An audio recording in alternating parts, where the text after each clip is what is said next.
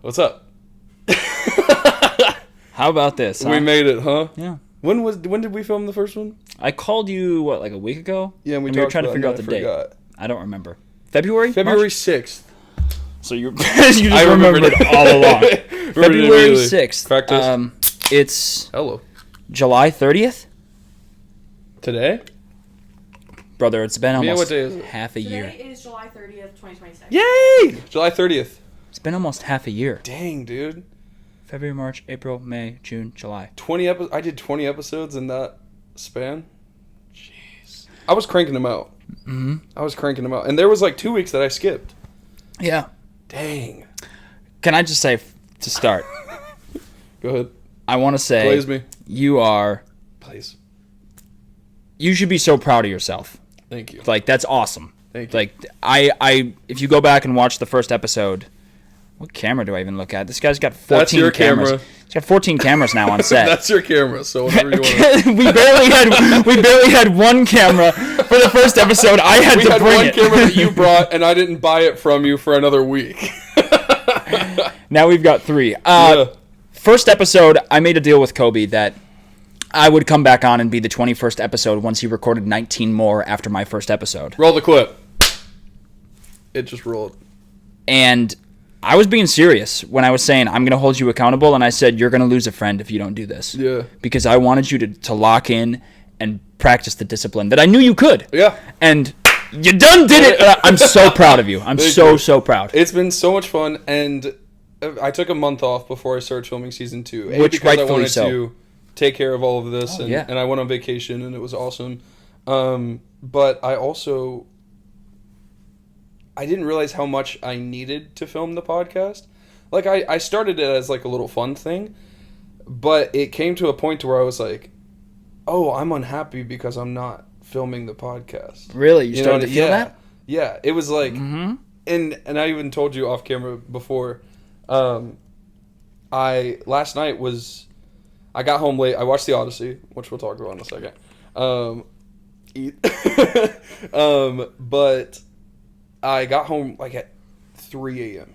Right? Last we went night? to like the final viewing in the Dolby Theater. Oh, 10 p.m.? Yeah. That was the first time I saw it. Yeah. Talk about a time. Yeah. Dolby, it shatters your soul. Yeah, dude. It's like shatters and shakes you. There was no chance I was falling asleep. But just to make sure, I drank 2 of these suckers. You had 2 monsters last night? Yeah, I did. It was I bad. understand. I should not do that. Okay. I'm a sucker for the white. I was up, though. I was up, and there was no way, even without the monsters, I would have fallen asleep because of how aggressive that movie is in Dolby. Mm-hmm. But you couldn't stop thinking about the podcast. I got home, and I could not stop thinking about it. I was panicking. I was like, I haven't done it in like a month. Like, how am I going to do this? What's going to happen? Like, da-da-da-da-da. And it was crazy because I got such into a groove the last time that it was literally like, okay, set up, start recording, sit down, let's talk. Mm-hmm. But this time I was like, I mean, you just saw me try and set up all 3 of these cameras, and I have Mia to help me. Like, and I have a whole team now to help me, but I wanted this one to be a little bit more intimate. Well, when you get a bigger setup, it becomes harder. Yeah. But this is just the last time it was just that it was like a tiny framing. This thing is zoomed all the way out. Like, it's just like, I tried to fill this whole space, and it's me. The first step is always the scariest. Yeah. The first episode of season 2 is going to be the scariest. Yeah, because once we sat down, I was like, okay. It'll be a lot easier. I got you your favorite snack from the gas station. Yeah, so Kobe has this new thing. Did you do this in season 1 for some guests? I did not. So no. He sends you an email if you're going to be a guest on Getting Into It. Actually, no. His assistant sends you an email.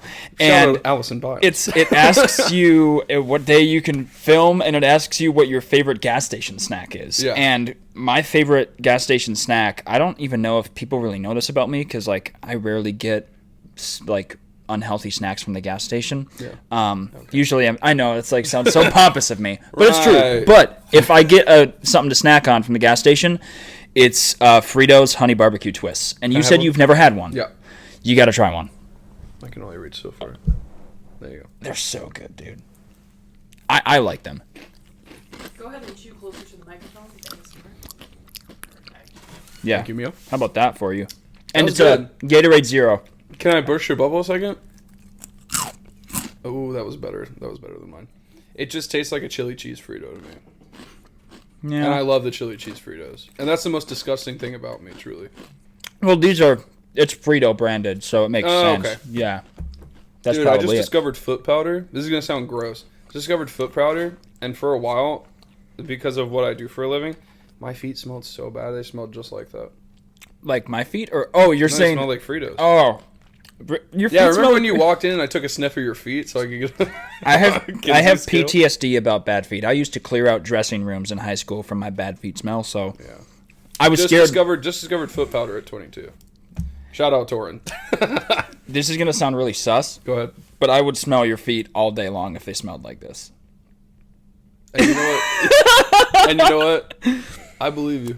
Get a full whiff of the full bowl. Yeah, maybe I'm not getting it. It smells sweet.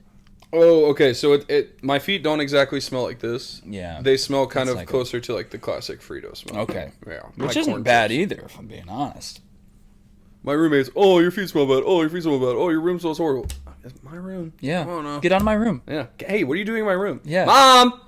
My mom doesn't like her. Dude, imagine. So, I want you to catch me up on what's been happening.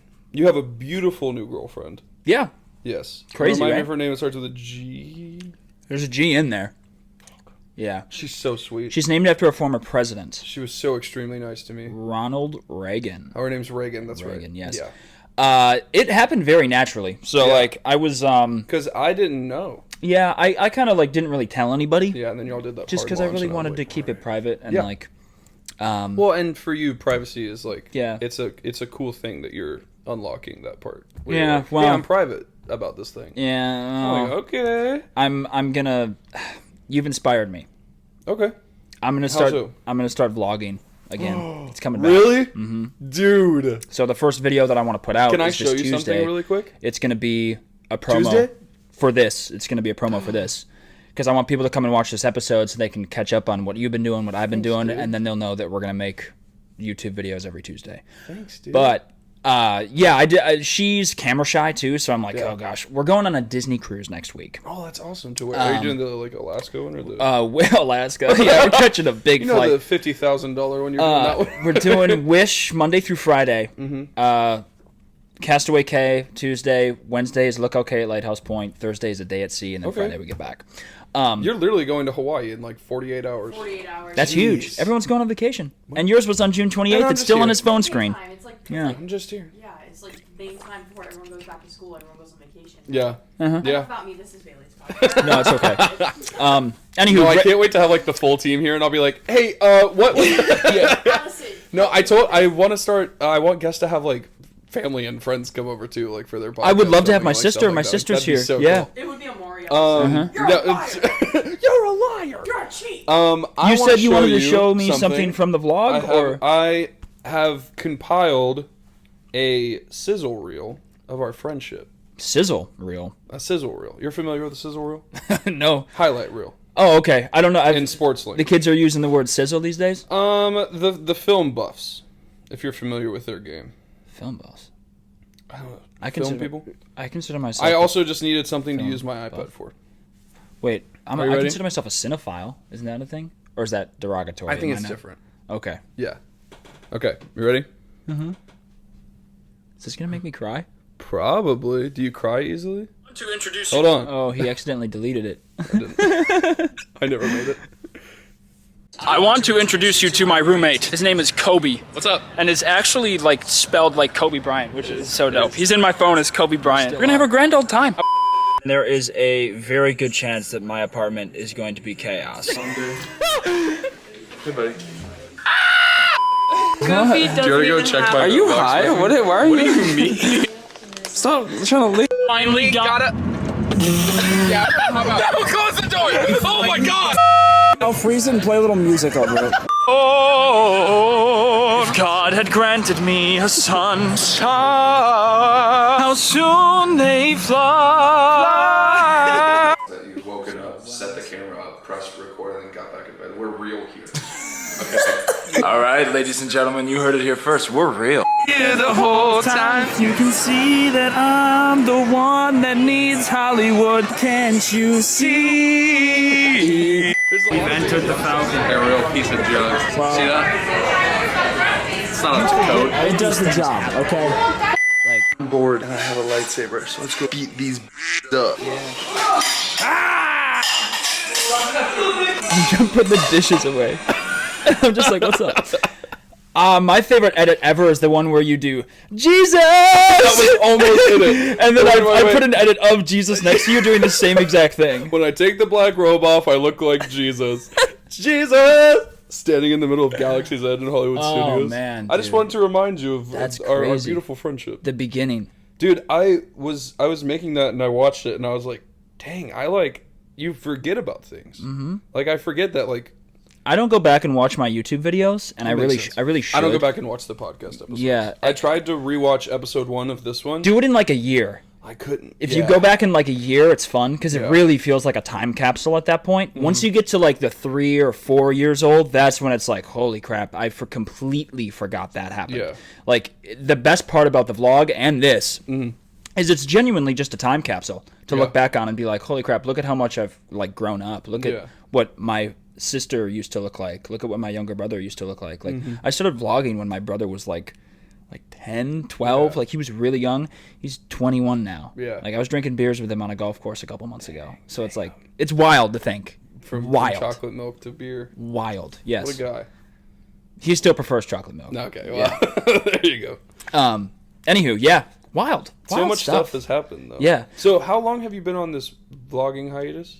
I stopped. Were you on it when we... I stopped at the end of 2024?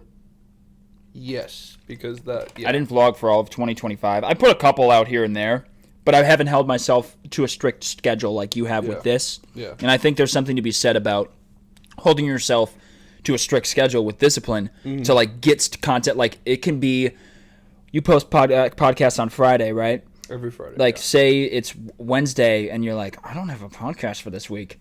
Get it done. You got to find a way to do it. Corbin's episode. Oh, yeah? This is the only time that that's happened to me. Because the system now is every Thursday, me and my team come in and we film 2 podcast episodes. That's the new schedule. 2 weeks 2, out? 3, whatever, you know. So we always have the next one ready, right? But with Corbin, I didn't have the team. We were sitting in this corner, like, that this was the set. This was the corner that we were sitting in with the couch right here. And he came in, we sat down and we filmed. That was on a Thursday at 6 p.m. That's awesome. That's what it's all about, though. And then I sat at that desk right there, and Torrin and Lauren was trying to talk to me, and I was like, I'm locked in. It was like the social network. I was like...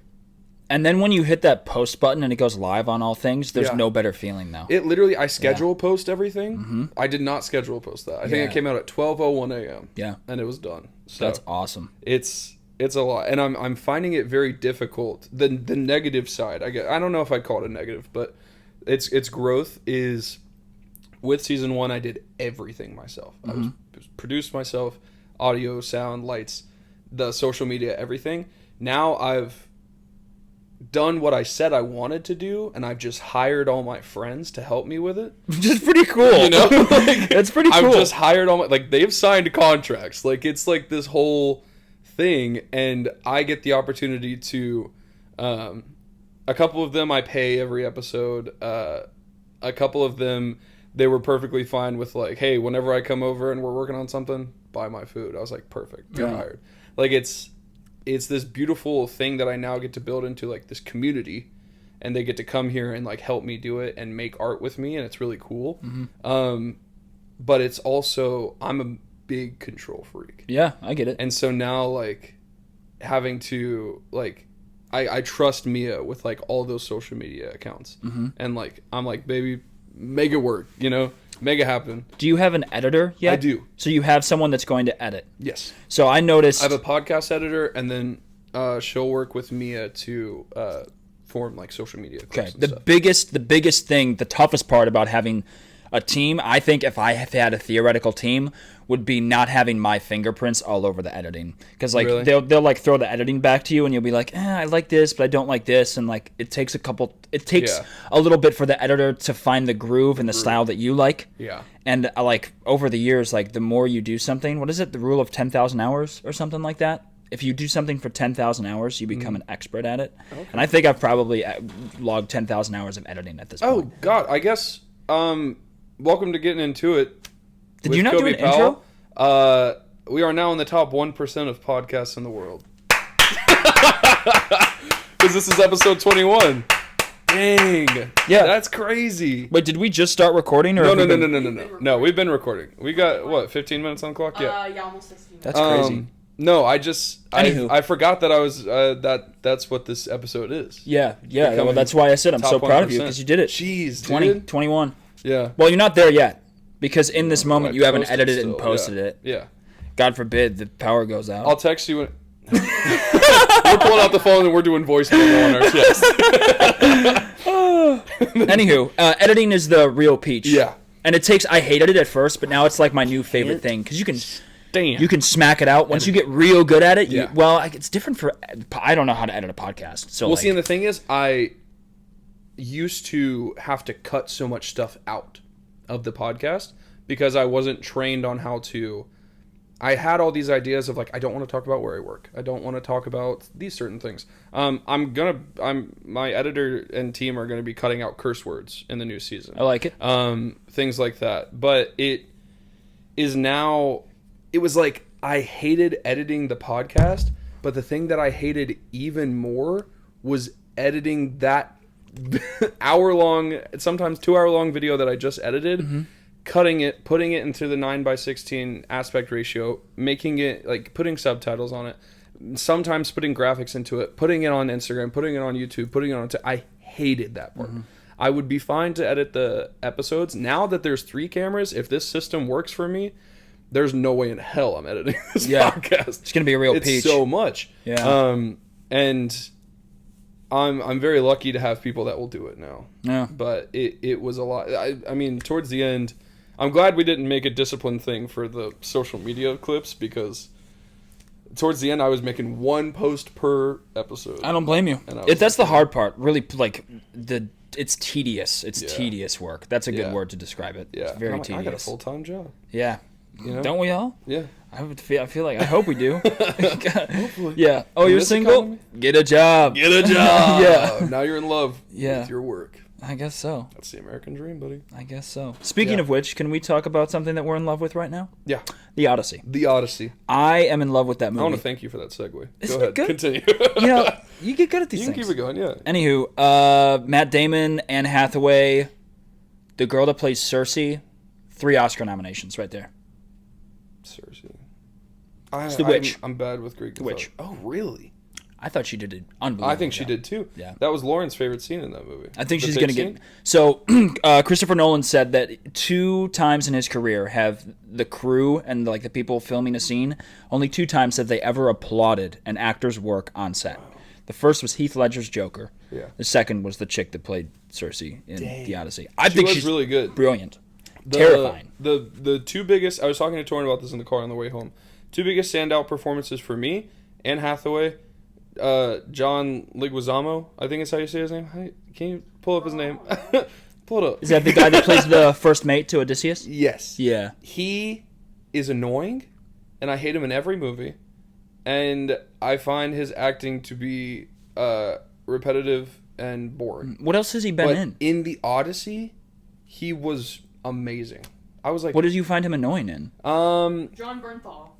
Oh no, not him. No, John Leguizamo. Yes, John Leguizamo. The name that he said. Yes. John Bernthal. Ben Safdie. Sorry. Oh boy. Oh boy. No, Benny Safdie just aura farmed the whole movie, and then you hear him talk in Hades, and the aura goes out the window. Yeah, that's my hot take. Right. His voice doesn't match the height and build that he has. Yeah. No offense to Benny. Yeah. He did a good job. 8 minutes of screen time, and he commanded. 8 minutes. What has he been in? The John Leguizamo or whatever the cuss his name is. He was the voice of Bruno in Encanto. He does like these. I didn't know that. I want you to think of like the Grown Ups movies. That's his style of movie. Like that comedy? I've seen him in. Yeah, comedy, really? silly. Besides, I'm 100% sure you've never seen it. Tu Wong Fu with Love. Julie Newmar. Oh, dude, it's a brilliant film. No, I've not seen that. Idiot. Important message. I say. Oh, he said the sloth. He said. He hid the sloth. Yeah, he Oh my gosh, it's such a good. Yeah. The last melon. It's so good. I love that. Oh my gosh, that dude is Sid the Sloth. Yes. That's crazy. That's what I had in my head, and I was like, he's in it. And I'm not familiar with Greek mythology at all. I don't care. But I saw it, and I was like, geez, he did a really good job. And obviously, Anne Hathaway is beautiful and amazing, and she should win probably every. She's gonna win another Oscar. Yeah, she won for Les Mis, right? She won for a Best Supporting Actress for Fantine, and she'll win for this. Well, this will be best. She shaved her head. This will be Best Leading Actress, right? Yeah. So I would say Best Lead Actress. Yeah. She's so good. Matt Damon. Okay. He gave a solid 10 out of 10 Matt Damon performance. Yeah. He was Matt Damon. You can't deny that's how I feel about Tom Holland too. It's good. Yeah, it's a solid Tom Holland performance. I think the reason Tom Holland did not have his accent in this film is because of Anne Hathaway. Because I really wanted to see something new from Tom Holland, and I didn't. I got Spider-Man in Greece. When you're a character like Spider-Man, it's really hard to not. Dude. That's why Andrew Garfield and Tobey Maguire are just kind of like exactly. Right. That's why Chris Evans is Captain America forever. It's like you can't. It's hard to break out of that. Doing this till he's 70. Yeah, but I will say when the movie started, and the people that I saw the movie with all agreed on this. Tom Holland's character was a little tough to get behind, a little annoying. He's like, I want the throne. Yeah. And then his character had a pretty good arc. Like by the time he realizes his dad is there, and there's the scene where Odysseus recognizes his hunting dog, and he says, welcome home, stranger. You're like, okay, I'm fully locked in. Like Telemachus he's cool. And he looked good in that outfit. Telemachus or Odysseus in the robe rags? Oh, okay. So clearly not Odysseus in the robe and rags. Or the dog on the dirt. This is my type, of course. This is David Corn Sweat in college holding an Emmy. That's a little gay. That's Superman. Well, wait, what has he been in? Superman. Is he Superman? That's Superman. The new one, the James Gunn one. He gained so much muscle for that. I'm telling you, dude. Oh. Now, this is him, I think, in like college era or whatever, but that's Superman.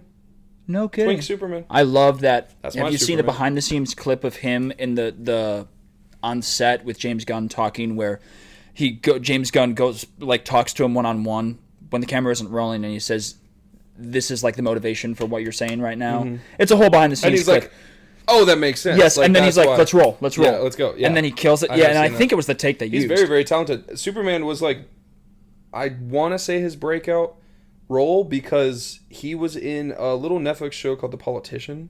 Came out in like 2020, 2021. I've heard of it. Ben Platt's in it. It's this whole thing. I love Ben Platt. But he's like not that well known until Superman. Yeah. He kind of. I didn't know who he was until I saw Superman. Yeah. I thought that movie was very underrated. If I went back and watched it again, I'd probably give it an even higher score. I think it was fine. Then I think my Letterboxd review was 3.5 stars, and it said meh. Really? I said meh. I'm not a big DC fan. I can't, even if it's James Gunn DC, even if it's this, even if I just them postponing the second Robert Pattinson Batman until 2028 has me fuming. Oh really? They postponed it a full year. I really love Pattinson in that role, so it's gonna make me also. If you ever need to, you can reach down either on the left or the right and kick it up. It reclines. Oh. By the way, like if the camera's catching these wounds, I'm in a football league. I've been playing flag football. That's a little update with me, and I've got bruises and scars and. Oh yeah, take a load off, Daddy. There you go. Okay. Yeah, isn't it beautiful? This is awesome. You found this on the side of the road. Wow. Yeah. In my neighborhood. I live in a nice neighborhood, thank God. But yeah, Winter Garden, families just throw their brand new furniture out on the streets because it doesn't match the carpet. Are you joking? They do. Yeah. These carpet, this rug, the rug in my room. I'm going to go ahead and point out everything that I thrifted or was... Which camera? That's what I was trying to do earlier. I don't know what they were looking at. I need to have a flag that says, this is for you, this is for him. I got this from the Goodwill, this coffee table from the Goodwill, $25. These two chairs off the side of the road. Every single picture frame you see, except for that one in the center, was in a big box on the side of the road, and these two big ones I bought. How'd you get the shelf and the thingy there? This was on the side of the road. This is a whiteboard. This I bought I bought myself. The shelves I bought. Everything else I had or I thrifted. Like that beer sign, I loved. The second I saw it in the Goodwill, I was like, that's coming home with me. It's cool. These pieces of art I thrifted. And they match the vibe of the Kobe Cowboy. They match the vibe of the Kobe Cowboy, which a dear friend made for me. Yeah. But yeah, I love the set. I think it's just me incarnate. Yeah. And what's sad is some of the stuff isn't even shown. Like you can't really see it, but he's got a drill down here because not only is Kobe in touch with his feelings, but he also knows how to use power tools. I'm in touch with my feminine and masculine side. It's kind of cool. So if you got any twinks that are into that, hit me up. Ba, ba, ba,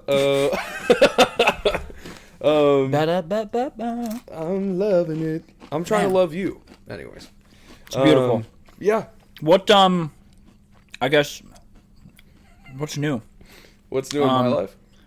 Oh, I want to circle back to it. I wanted to give a shout out.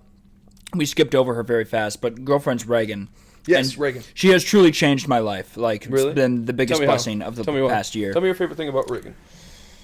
Pick one. Oh, On the spot. Go now. oh gosh, I'm gonna start crying. Oh, God. I don't know. Like, it's actually. So you know my past. Like, Yes. I've had a crazy past, up and down. Mm-hmm. I've had 2 serious relationships in my life, and they both ended in flames. But I guess third time's a charm is really like the saying that we're going for here. But for the first time, like, it feels like I'm with a true mature woman that I see myself marrying, that I see myself having kids with. That is, Well-rounded. yeah. In my Well, experience she's with just a genuine human being. Yeah. Yeah. She shines. Like, she's. Yeah. Yeah. She's very bubbly, and I love her personality. And we only got to meet for just a little quick walk around an area, but she, like, the first thing she was like, "I love your podcast." What? Yeah. Because to me, I don't think anyone watches those, but it's like she knew exactly, like, she knew my name, she knew how to talk to me, she knew, like, she just seems very personable. Yeah. And she seems very. She's extremely very intelligent too. She speaks 3 languages. So she speaks English. She's also fluent in French and Spanish. That's which awesome. is crazy. Yeah. Yeah. So, like, she. Good family? Yeah, great family. Good yeah. family, yeah. And she's from. Where's she she's from? Midwest. She's from Chicago. So, okay. like, that Midwest nice vibe. Yeah. It's perfect. Yeah. Yeah. Should we ever make you a Jell-O salad? What is that? I don't know. I thought it was a Midwest thing. No, We I can don't move think so. on from the Jell-O salad thing. Yeah. Next time you go on the show, I need you to bring a cheese head thing. I'd love to. You literally told me that I could leave something on the set, Mhm. but I just didn't. I didn't bring anything. That's really interesting. I could leave, since we've talked about feet so much, I could leave one of my socks. I could be into that. Oh, could I hide it? I could hide it. What if I just laid it up there? Yeah, okay. Or maybe like my pub sub wrapper? But I brought that. Yeah, that's In a true. way. We'll figure out something. I know you. You can always bring me something after this and we can put it on the set. Yeah. Yeah. Do you ever feel like your friends are like sometimes cats? Like cats bring presents for you? Sometimes. Like, I like. people will leave things for you? I tried to leave as many things on the set as I could from the last one, but some of them just didn't make sense. To leave, like, to have on this set. Like, Sammy Santigape, shout out. She brought me a string of little, like, handmade, painted ghosts. That's unique. And it was on the set. Yeah. And then I decided maybe it's not the vibe of this one, but for the Halloween episodes, Ooh, yeah. it'll be on there. Entire month of October. So trying to get all of that on there. You got to do one where you dress up with your guest, right? Of course. Yeah. I think almost everyone that'll release in October, I want to do that. Sick. So, on the topic of Halloween, Yes. I've had a lot of people pulling my strings. Oh, God. Let's talk about it. Telling because me- they've been in my TikTok comments. Bailey, all 6 of them. You have to go to Halloween Horror Nights. Bailey, Yeah. it's so much fun. Bailey, there's going to be a Fortnite scare zone. Bailey, it's not that scary. Let me take you back to 15-year-old Bailey. Hit me with Okay, so I get off musical rehearsal at my high school. I'm Good. headlining as the first person, this is alleged, Okay. the first person to play the role of the genie after Robin Williams passed away. Because he passed away 2 days before we opened. So I was terrified. Yeah. Nonetheless, we're in Tech Week. Yeah. And it's right around Halloween. So, like, I'm nervous with the show, and then I had just done, like, a community theater show with some friends over the summer, and that group of people, it was, like, a girl and, like, kind of acquaintance people that I kind of sort of knew. You know how high school works. Yeah, yeah. She invited me to a haunted house. It was Terror on the Fox, which is, if you're from the Green Bay area, you'll know, is the haunted house that everybody in Green Bay goes to. So I'm like, all right, yeah, why not? I've never been to one. How bad can it be, right? Like, I've watched horror movies. Like, I'll be okay. It's chill. We pull up, and it's the girl that invited me, and her other friend, and a guy is with her friend. And I'm like, oh, this is a weird... I was like, this is a set. It's a setup. Yeah. It's a setup double date. And this wasn't a girl that I was interested in or anything. Yeah, she wanted you bad. And I start walking. We start walking down. By the way, this, if she's listening, take a number, honey. I'm in line.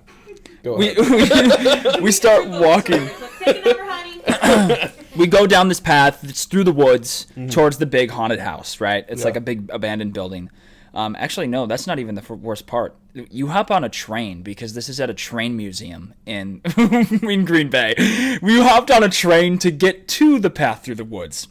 We're on the train, and nothing scary has happened yet. So I'm like, okay, we're chilling, right? Like, right. We start rolling on the train. Lights go out. And I'm like, oh, so it's starting. Yeah. It's happening. It's an immersive experience. And this... strobe lights start going. Okay. So all of a sudden you start to see scare actors come out from like different areas, and they're like moving slowly through the dark in strobes. I'm of course they sit me in the aisle, which is closest to the row where these scare actors are coming towards me. Yeah. And the scare actors always can tell who's the scaredest, and those are the people that they target. Or most scared. Scaredest is not a word. My mom would kill me. Most scared, me. Yeah. It was painted all over my face. So I just closed my eyes because I know they can't touch me. Yeah. So I just sat there with my eyes closed for the rest of the car ride or train ride. And we pull up, we get off, and I'm like, okay, I survived that. How bad can the house be, right? Yeah. We get in, or we're going into the house, and my friend, the girl at the time, she was like holding my arm, like holding my hand, because I was like, this is like scary. I'm like shaking, right? Yeah. And she's like, no, you're doing great. You're fine. I can hold your arm. Yeah. She thought it was all cute, and I'm like, this is not it. Like, I'm not enjoying this terrified at all. Because of this. And I'm not having fun. Touching me. Mm-hmm. I was not having fun. Yeah. And we step 2 or 3 feet into the actual house, and a guy comes out, gets right in my face, and I full on had a reflex, and I hit him off of me, and it was like a crossbody punch. Yeah, it was a punch, and I was kicked out. They said nope. So I was like, all right. I said, I don't blame you. I was like, I can't do this. So it was one of the more embarrassing moments of my life, because I was 15 and my mom had dropped me off. So I had to call my mom, and I called my mom, and I'm like, hey, I punched a guy. I just got kind of sort of kicked out of the haunted house. I'm not doing so well. Can you please come pick me up? Because the first thing my mom said was, she's like, what's wrong? It's only been like 20 minutes. Yeah. And I was like, well, we didn't even make it through the house. I haven't gotten home yet. So, that is my one haunted house experience. Dang. What in your right mind makes you think that I should go to Halloween Horror Nights? So, after hearing this information, I don't think Halloween Horror Nights is for you. Okay, here's the thing. My experience with Halloween Horror Nights, I had never gone to a haunted house, done anything scary, barely even seen a horror movie before I went, right? It's a lot more... I talked about this... So you didn't know what you were getting? No, I didn't know. You didn't know if you were going to be scared, happy, it was scary, excited? And I knew it was in a theme park I'd never been in, right? Okay. We went, and it was terrifying. Yeah, I'm sure. But you're with your friends. And what's weird is... I think it's the situation that you're in as well. Right? Reagan doesn't watch horror movies, but she loves Halloween Horror Nights. She loves Halloween Horror Nights? And she wants me to go. That's my girl. She wants me to go so bad. And I keep saying I can't. You should at least buy a night ticket. And my brother-in-law, my sister's fiance... Ryan. Yes, correct. Yes. You know names. He is a Halloween Horror Nights stan as well. Yeah. And me and my sister are like, no, absolutely not. But our significant others are trying to get us to go. Yeah. So like we were thinking like if we squatted up like 4 of us going to the Fortnite Scare Zone to ease into things. Yeah. Because I like. Well, I need you to know that the Fortnite Scare Zone's in like the back of the park. Oh, cuz. Yeah. There's no. But I have to get through everything. But as I'm walking through the park, am I getting a pass next week? So am I getting scared? I'll go with you, and I'll be there to. No, I'm asking as I walk through the park to the Fortnite area. Am I getting scared along the way? I'm not familiar with their setup this year. Sometimes there is no choice but to go through a scare zone. to get to the next portion Absolutely of the park. not. Like, So it could be the Sinners thing. that's a house. Oh, but So there's scare zones and there's haunted houses. explain all that. Okay? That's the two different types of basically entertainment that they offer. There's a stage show, there's scare zones and haunted houses. Okay. So the haunted houses are the marquee, they're the attractions of the event, right? Mm-hmm. You're waiting in line for those, you're going through those. I want you to picture Universal Studios Florida, the park. The Minions strip, right? Main Street Minion, whatever they call it. The last time I was at Universal was 2022. So it's very, very foggy. Yeah, it still stands. Their Main Street, basically, right? That's a scare zone. Mm-hmm. It's like a gauntlet that you have to walk through. And there's like scare actors jumping out, or they're just walking around? It depends on the theme of the scare zone. Each scare zone has a different theme. Okay. Right? For example, last year it was like... it was stupid last year, actually. What was it the year before that? What? The scare zone for the Main Street area? It was like a... Oh my gosh. It's always based on like the icon. Yeah, it's usually. like an icon scare. Yeah. What is the icon? So like the every... gargoyles from God, we're Elvis. really starting from scratch. I don't want to talk about it too much because I am going to have an HHN episode coming up. Basically, every event year of HHN usually has an icon. So the original ones were Jack the Clown. He's coming back. There was one year it was Oddfellow. And I'm giving you the mediocre version because I truly don't know as much as I should. But you don't know the icon for this year. I do know. It's Jack and Oddfellow. Oh, okay. Yeah. Jack's the clown. I saw a photo. Yes. Yeah. Because I've been doing a little research here and there. Yeah. Like, there was like one year it was like the director was the thing. There was like it's this whole thing. They have an icon basically, the main character of the event, if you will. The person in charge of like scaring you, right? Does that make sense? Yeah. Like the orchestrator. How's that one of the guy thing. supposed to scare everybody? Well, no. So he's the one like pulling the strings. Oh, so he's getting kinda, these people yeah. scared. You're getting. I'm explaining it horribly. I mean, it's okay. IP house. Like an IP, yeah. Oh, okay. Yeah. So the haunted houses are the attractions, right? You go in, you wait in line. They have original haunted houses that they create the ideas for. They make the lore behind all that stuff. And then they have IP haunted houses like Sinners. They had a Fallout one last year. They have... I would have gone on the Five Nights at Freddy's one. That was really cool. So should have done that. That's kind of their thing as well, as IP houses. And then the scare zones, like I said, are usually themed to a certain thing. And you're walking through... Like there's a Killer Clowns of Outer Space scare zone this That's a year. movie, right? That is a movie. Yeah. Yes, I've not seen Heard about it. There is a Fortnite scare zone. Oh, man. So it's like... They're areas that you're walking, it's outside, because a lot of people's issue with the haunted houses is the indoor and the claustrophobia and the tightness, right? So I think scare zones are Universal's way of being like, hey, we can scare you more, and also it's outside, so it's more open air, it's more chill. Okay. Yeah. Sometimes they get close to you, though. I've heard. And sometimes they're far away and still scary. So it's like... Really? Yeah, dude. So, like, do you get scared? Like, you actually, like... I get scared, yeah. Like, even if you have, like, 10 Ultras in the you? haunted houses... Baby, I've heard the stories. I love a Michelob Ultra. I tried my first one, like, maybe a month ago. A Michelob Ultra and Halloween Horror Nights, Pretty we're like that. They're very light. Very light. I want to take you on a night to Halloween Horror Nights. And we're going to get Michelob Ultras. And what I do when I go in the haunted houses, you don't have to promise me right now, it's okay. I get earplugs. What? And I put them in my ears. Hear me out. I get earplugs and I put them in their ears because I'm paying $374.99 to go to this event for the next 3 months. Uh-huh. Okay? I want to be able to see things. Because when people scare me with loud noises, I close my eyes. And I think that's the human reaction. Is you, like, it, like, scares you. You close your eyes. You don't see, like... And they're very detailed houses. They're beautiful to look at. The Ghostbusters house Oh, I'm sure. that they did recently, gorgeous. Such good detailing. Lauren made me go on, like, the backstage tours of the houses. You can see them during the day. Oh. And you can see the detail and appreciate things and take pictures of. Could I just do that? You could. Because, like, I love creativity. I love beautiful art. And I think it would make you. I think it would encourage you to do the event. It as could well. be, yeah. How do you do that backstage thing? I'll tell you. I'll tell you after. We got the hookup. We got the That's hookup. interesting. Maybe you could come on it with us this That's year. It's a lot of fun. They like crazy feed you that- lunch in the middle. It's cool.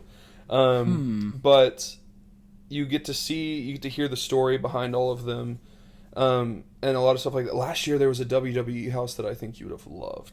I'm not even a WWE guy, No, but but you like would've liked it it. probably would have been like Yeah, cool. it was really because cool. I'm so straight and I'm into that sweaty dudes just Yeah, you're wrestling like a guy. around. Yeah. And straight I'm into that sweaty dude stuff. I'm gay and I'm into that sweaty dude stuff. Come on now. Hello. That's so But yeah, it's a really good event. It's detailed. But the reason I put in those earplugs is because I can. Yes, things jumping out scare me, but it's more like. Anyways, that is there for a reason, and that's really cool. You know, like looking around the house, like Wait, what do details. you mean it's there for a reason? What are So you pointing we're in the house right now. Look at me. at? Sorry, We're in the house. I get distracted. And I have the earplugs in, Yeah. and things are scaring me, but I'm saying like, oh, I can see that detail, I can see that detail in the house. Oh, I thought you were pointing to the hat down here with the light, and I thought he wore those hats into the scare. No. I thought you wore the hat with the light. I wear a hard hat with a light on it in the scare zone. But if the whole house is dark, you can see. I thought Hey, that there you was. go. Thought that was They a thing. can't get me. It also literally has Epic Universe, and it says Kobe and Mario letters on it. So does, it it's does. literally a Yeah. universal Throwback. branded hard hat with a light. What a time. What is that for? Oh, never mind. Yeah, you know what it's for. That's crazy. Yeah, it's cool. That's my best friend sitting right beside it too. Oh. But yeah, it's. I think you would really appreciate. It's theatrical. It's a theater piece in a way, and each house has its own story, and sometimes they do them badly. Sometimes the IP houses suck. Yeah.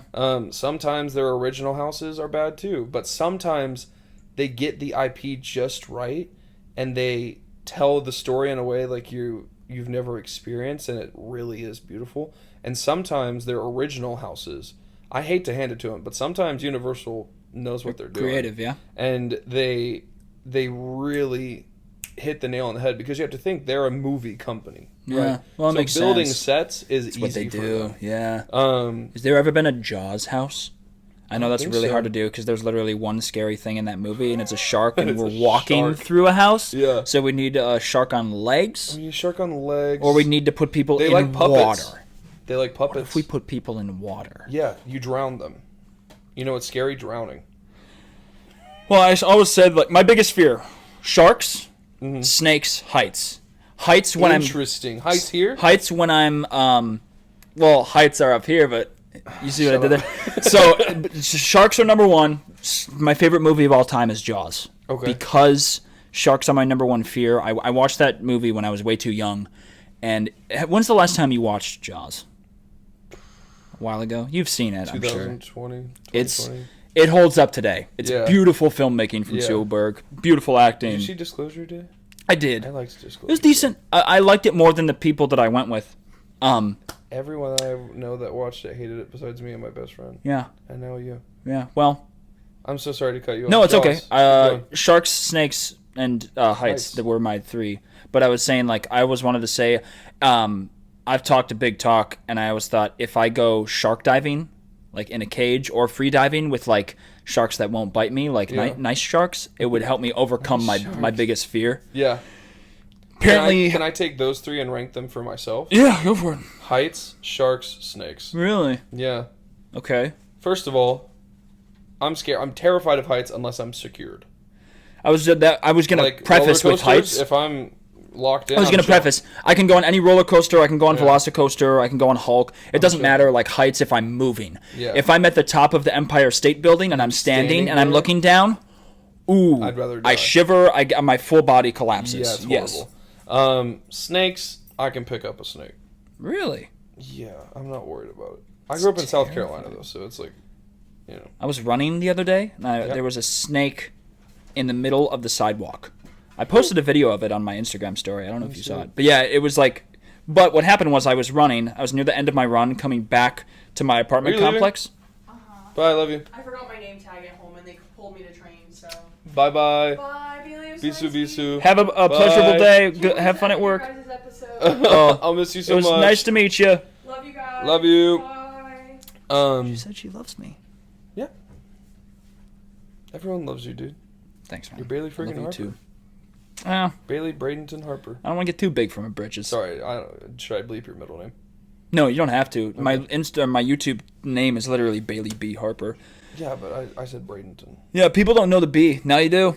It's a town in Florida. That's what he was named after. Yeah, and my sister's first name is Sanibel, and my brother's middle name is Orlando. My parents are a little crazy. Bingham's middle name was Orlando. Bingham Orlando Harper. That's so cool. You didn't know that? No. But Sanibel's middle name is Breeze, like Sanibel Breeze. Like that's cool. Wind from the ocean. Yeah. That's cool. Kind of crazy. What's her new last name going to be? Bray. Bray. Sanibel Breeze Bray. That's a cool name. Yeah. Gosh. Sanibel Bray. It rolls off the tongue because of the bubba. Sanibel Bray. Sanibel Bray. It actually works. Yeah. Shout out Sanibel. I need to have her on the show. Kobe M. Harper. It doesn't work. I don't think we'd work. Your middle name's M, you would right? take my last name. No. We're having this conversation right now. We can talk about it. Yeah, you're going to be VP, and we're going to get sponsored. It's M, right? Kobe M? Kobe M. Powell. Don't tell me what it is. Is it Mitchell? It is not. Shoot. Yeah. I knew this at one point. It's okay. Kobe Michael? No, you're close. Michelle. And you got it. No. It's just Michael pronounced You want me to differently. tell you? It's Kobe Michelob. Nope. It's a book of the Bible. Oh, Malachi. That's not a book in the Bible. Why is that what you would pick? Matthew. Nope. Try again. That's a book in the Bible. The other one that starts with an M. Matthew. The next one. Mark. Yeah, Mark. Mark. Yep. Kobe Mark Powell. Kobe Mark Powell. Whenever I hear Thinking Mark, about changing my middle name. it makes me think of that. It makes me think of Mark 1, Mark 2. Yeah. Just watched Iron Man 3 a month ago. That's my favorite Iron Man movie. I try and get people to understand how good Iron Man 3 is. That is my favorite Iron Man movie. And people will not listen. Iron Man 3 is my sick day movie. Yeah. So if I'm sick and I have to take the day off, I'll sit on the couch, I'll watch Iron Man 3. It makes me happy. I've got 3 movies that are sick day movies, and I rotate them. But that one I always have to watch. Okay, what are the other two? The Birdcage, starring Robin Dude, Williams. you and told Nathan me Lane. about this months ago because it was in one of the podcasts or something, and I listened. And I was like, I need to watch. I texted you. You need to and watch I said, it. I need to watch The Birdcage. You need to watch it. Because We it's can watch got it after this. Robin Williams. Robin Williams and Nathan Lane. Both brilliant I mean, actors. come on. It's got And I read the synopsis. It sounds like a good Hank story. Azaria is a supporting actor in it as well. God, it's like... Is it a comedy? Christine Baranski is in it.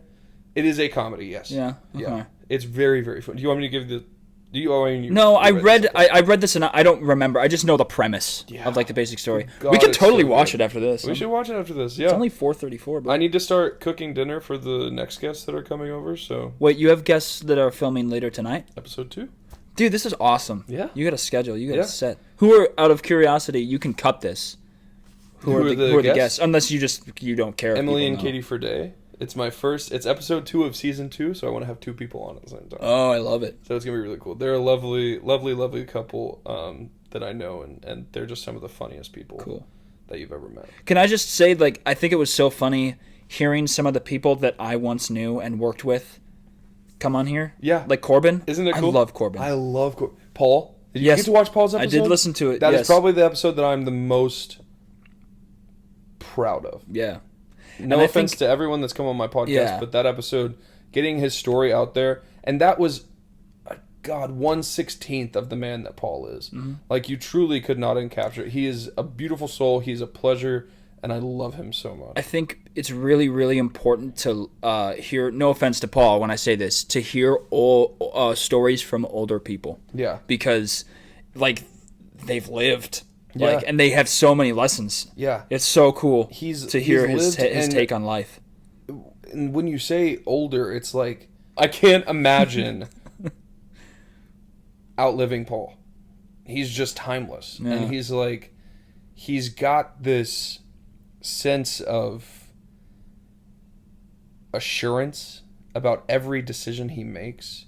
He's very assured. Yeah. He knows. He's got the data. I mean, good God, he's got the data. Well, it comes with he's time. lived Yeah. so many lives. Mm-hmm. He's got the data. He knows what he's doing. And there is in the environment in which I see Paul quite often, everyone, no matter what their status is, trusts Paul, and what Paul says we do. Yeah. You know? It's cool. It doesn't matter. It's Paul. Mm-hmm. And we know that he's doing what's right. And shout out Paul. I love you. He's great. There are those people that you can just like trust with your life. Yeah. Right? And I would. I have a query for you. This is a really fun question to think about.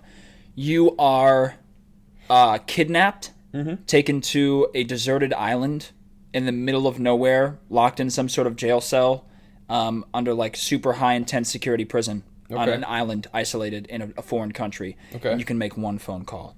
Who is the person that you're calling to come save the day? My sister. Your sister? My sister, Kirsten. Yeah. I can't picture a situation that Kirsten could not handle. Yeah. She is a single mother of 3. She has put herself through 3 degrees. That's crazy. She has begun to learn 2 languages besides the language she already knows. She works a full-time job. She's one of the strongest, most capable people I know. And she's one of the 2 people's that I have their phone number memorized. So it's really just her and my mom. There you go. But yeah, I think she could get me out of just about any situation possible. And if they had a caller ID and she knew that it was me calling, she would answer the phone and she would say, "I have no money for you, I'm sorry." That's how she starts every phone call. That's really funny. But yeah, my sister. What about you? I'd probably say like my mom, because my mom would go to great lengths. That's what I was gonna say from the people that I know in your life. Your mom. Or your mom's now, a badass. Yeah, now probably Reagan. If I entrust her with my life for sure. Yeah, I think both our moms are so cool, dude. Yeah, that's my mom. Yeah. You've met my mom, correct? I have met your mother briefly in an environment in which I couldn't really get to know her, but I have met her. They might be visiting. We need to get dinner. September. We should. We need to get dinner. I'd love to. My mom's going to listen to this, so. Yeah. Shout out to Mom. And my mom. Thank you, moms. Like we said on the first episode, if anyone watches this, our moms will. History repeats itself. We love our moms. But we have the same core values. You know it's going to come out sooner or later, right? Yeah. Like, that's awesome. Yeah. What happens if one has to go to the bathroom on this podcast? Like, what if I want to keep going? You had to do this on the first episode. Really? Yeah. History repeats itself. Do you need to? I mean, I'd like to. I'd like to keep talking. We're only 52 minutes in. Well, last time we filmed 2 hours and 50 minutes. Wait, really? Almost a 3-hour-long podcast. It was that long? Or it was 2 hours. It was at least 2 hours. For real? What else do you want to talk about? Or is this pee really on your mind? I think so. It's really hard to talk when you have to pee. Go pee. And it's hard to think. Go pee. You ever get, like you're a podcaster. You know what it's like. Go quickly. Careful with that. Remember what happened last time. This chair is found on the side of the road. It's awesome, right? Why is it so like? Go fast. All alone on my podcast set. If you're watching this while he's peeing, if you're watching this, thank you very much for just watching it and supporting me and being here for another season. I really appreciate it. You guys are the best. You guys, gals, and non-binary pals and everyone in between. Thank you. You don't have to wash your hands. You can just come back. Your room is so clean. This place is so clean. Thanks. It was disgusting this morning. Dude, you're truly though. Not the place, just my room. The setup, like the set, the entire house, it's gorgeous. Thank you. Very nice. How many people live here? It is me and 3 others. 2 of my closest friends I live with on this floor of this house. 4 people. Yeah, I feel like it's got the space for 4. High ceilings. 1 downstairs, 3 up here. We're chilling. It's so sick. Yeah. I wanted to ask, what's new with you? Like, what's new with me? Because I talked a little bit about what I've got going on. Yeah, I do not have a Reagan, unfortunately. That's okay. In the market, I just started. You could dating have a Bailee again. if you want. I gotta stop flirting with you. You've got to. Cause it's just when I first met you and I wasn't quite sure. For real? I was like, you actually come on? Are you joking? You said I swing? Yeah. No way. Come on now. When did you know? You love to talk about musicals. When did you? Okay, but when did you know that I was? Like, what gave it away? When you got in that relationship. Oh, okay. Yeah, of course. And then I think at some point you said something about the Green Bay Packers, and I was like, yeah. Oh, yeah. You're like, oh, this guy likes just football? one of those. Yeah. Oh, no, I want to say to you, I wanted to kind of prep for this in any way that I could, so I was going to watch that first episode. Clearly couldn't get through it. So instead I just listened to the Newsies soundtrack this morning. I said that gets me in the Bailee Harper mindset. Dude, favorite musical? That's from the Broadway show. Oh my gosh. That's one of the newspapers. For real? How'd you get that? Oh, I stole it. What do you mean you stole it? Like, from where do you steal? There's a theater director that I used to work with that basically raised me, and he was expedited from the theater for some reason. Expedited? He was politely asked to leave the theater. Like the theater I worked at. Oh, okay. In South Carolina. Okay. And I was in charge of collecting his belongings, and that was the only thing I took. That's tough. Fun fact. I thought I was owed something. I don't know if I think I've told you this, but I saw when my... I think the statute of limitations, by the way, is passed on that. But big words go over small, stupid man's head. Anywho. They can't get me in trouble there you go. because it happened so long ago. Cool. Anywho, Mom and Dad were like, if Newsies ever becomes a Broadway musical, we're going. Because they you guys were like... loved... Dang. The Christian Bale Disney movie when it came out in the 90s, 80s, or whenever. No, 90s. Early 2000s, maybe? I don't know. It was older. Mom and Dad, they loved it all along. Dang. The original. And they're like, if it ever becomes a musical, we are road tripping to New York City and we are seeing it on Broadway. Comes out, Mom and Dad are like, all right, we're going. So we went out there and we saw Mary Poppins front row, which blew my mind. Yeah. And then we saw Jeremy Jordan, Andrew Keenan Bolger. I forget the guy that played Davy. But like the original Broadway cast. It was the original Broadway cast. And then we also saw Book of Mormon, which was amazing. Josh Gad and Andrew Reynolds. Josh Gad, Andrew Reynolds. It was dude, Broadway was just peak at that time. It was peak. Yeah. There was nothing better than that era. The only thing I've ever seen on Broadway is Aladdin. Telly Leung and Major Attaway as the genie. Major Attaway is a good genie. Yeah. But yeah, everything else is touring companies. I did see Book of Mormon when it came to town, and it's such a good show. Yeah, I love that show. I watched the Tonys just because of their 15th anniversary performance. And I love the fact that Mormons go to it and they're like, yeah, I can get behind this. And it's timeless. It's timeless. It's been on Broadway for 15 years, and it's still funny. They update it. Really? They update the show, parts of it sometimes. Well, they update when he sings the president of the Mormon Church. His name changes with every new president. And they changed in the Spooky Mormon Hell Dream portion, they have those 3 bad people. I think it's Genghis Khan, Jeffrey Dahmer, Hitler, and Johnny Cochran. Mm-hmm. I think they recently just replaced Johnny Cochran with Jeffrey Epstein. Oh my gosh! Yeah, they went there. That's crazy. And of course, that team is the one to do it, but it's just they tweak it and they adjust it. Are the writers or the people that are still tweaking it? Are they still the ones that made South Park? Matt Stone. Yeah. They're like the. Well, I mean, it's their baby. Yeah. And it's those guys are talk about so edgy successful. humor. Yeah. Oh my goodness gracious! You know what I would love to see, and this just came to me. Well, you're talking edgy humor. It made me think of Mel Brooks. Are you familiar with The Producers? I know the name. What is it? It's a musical. Yeah. Okay. Yeah. There's a movie version of it. It starred Nathan Lane and Matthew Broderick on Broadway. Okay. They made a movie version of it. You need to watch it. I would love for you and I to play those 2 characters together. You think we could do it? I think we would do fantastic in it. It's like a big, brash. I would play the Nathan Lane in my head. Whatever. I play the Nathan Lane character. And you would play the Matthew Broderick character. It's so funny because it would be so out of your general like personality. He's very timid and he's like an accountant. It's a Mel Brooks comedy. It is so funny. You need to watch The Birdcage. You need to watch The Producers. It's funny. It's brash comedy. Okay. It's really, really good. I love it. Yeah, I'll definitely watch it. And the music's good too. I will say there's something fun about playing characters that are nothing like yourself too. Yeah.